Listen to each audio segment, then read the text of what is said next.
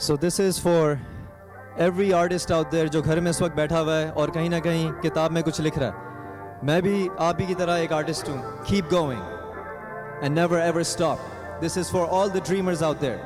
जितने भी लोग मुझे देख रहे हैं इस वक्त, उन सब के लिए ये. ये स्टूडियो देखकर आप लोग समझ गए होंगे कि your boy is back in Houston.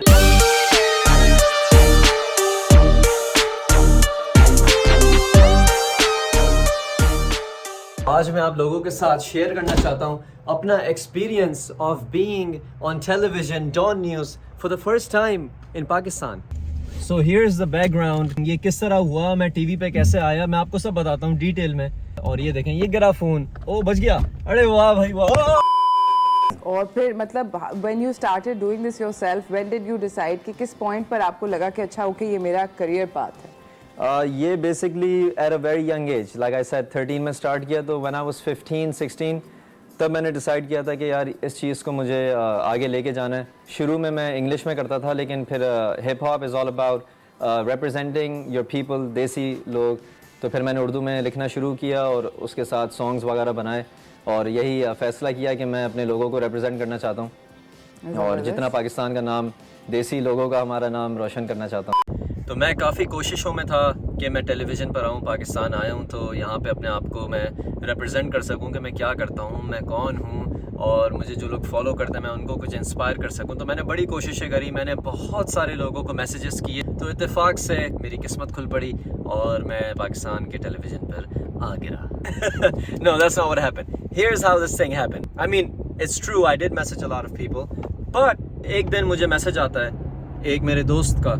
वो मुझे कहते हैं कि भाई आपको अगर टेलीविज़न पर आना है तो मुझे बताएं, मेरे कनेक्शंस हैं. तो मैंने उनसे कहा कि ठीक है, मैं आने के लिए तैयार हूँ. आप मुझे ये बताइए कि मुझे करना क्या होगा भाई, कि मैं किस तरह आऊँ, क्या करूँ, कहाँ है ऑफिस, किधर है ये लोकेशन और कौन सा चैनल है.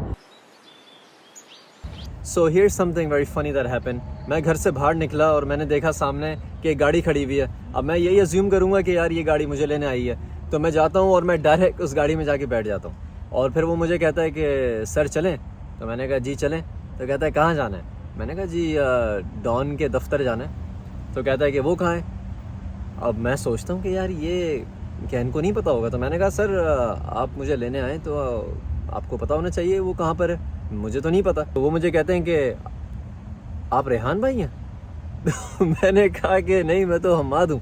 उसके बाद पता चला कि वो जो ड्राइवर था वो मेरे मामू का था. फिर मैं गाड़ी से निकला, मैं खड़ा हुआ हूँ, फिर दूसरी गाड़ी आती है, उसमें हम बैठते हैं, मैं और मेरा कज़न तैयब, और फिर हम जाते हैं डॉन की बिल्डिंग. मैं जब बिल्डिंग के अंदर गया तो आप यकीन करें कि मैं चलता हुआ जा रहा हूँ तो मुझे हर जगह डिफरेंट सेट्स, डिफरेंट चीज़ें नज़र आ रही हैं. ये रूम, वो रूम, यहाँ पे न्यूज़ हो रही है, यहाँ पे ब्रॉडकास्टिंग हो रही है.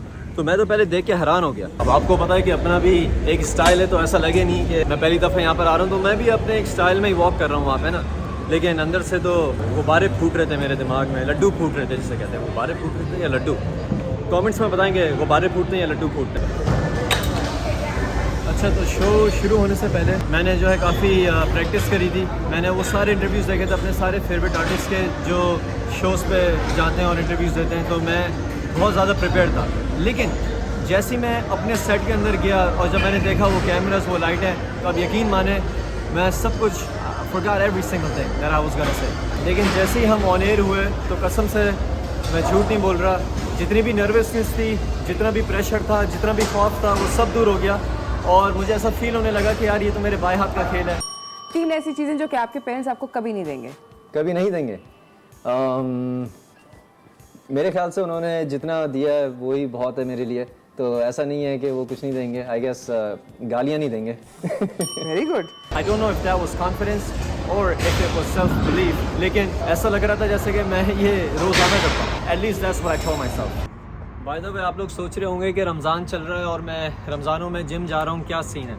तो बेसिकली जब आप रोज़े की हालत में वर्कआउट करते हैं तो आपका जो स्टोर्ड फैट है वो बर्न होता है. So yeah it gets tiring but it's fun, क्योंकि रमज़ान के बाद आप और भी स्ट्रॉन्ग निकलते हैं. Okay, now back to the story.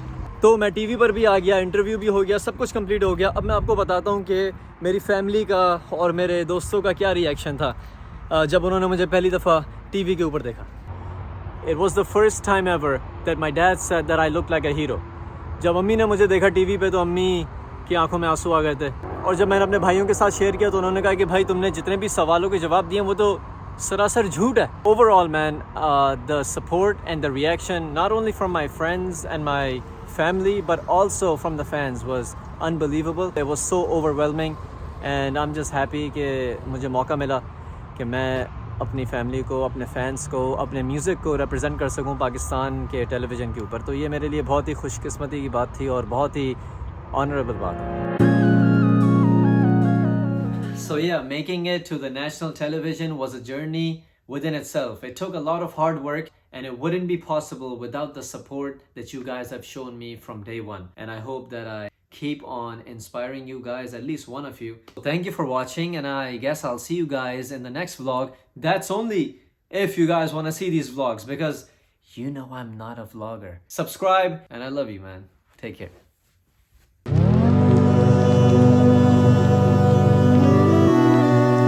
क्या एंग्जाइटी होती है परफॉर्मेंस से पहले? थोड़ी बहुत होती है, लेकिन जब मैं स्टेज पे जाता हूँ और फिर वो एक क्राउड को देख के जो वो एनर्जी आपको देते हैं तो उससे बड़ा कॉन्फिडेंस मिलता है। And then when you are this passionate, you know, अगर आपका एक ख्वाब है तो आप बस वही सोचते हैं कि यार मुझे ये ख्वाब अचीव करना है, तो उसके लिए फिर शाइनेस, झिझक वगैरह वो सब सेकेंडरी हो जाती हैं। प्राइमरी ये होता है कि how can I entertain the people that are watching me.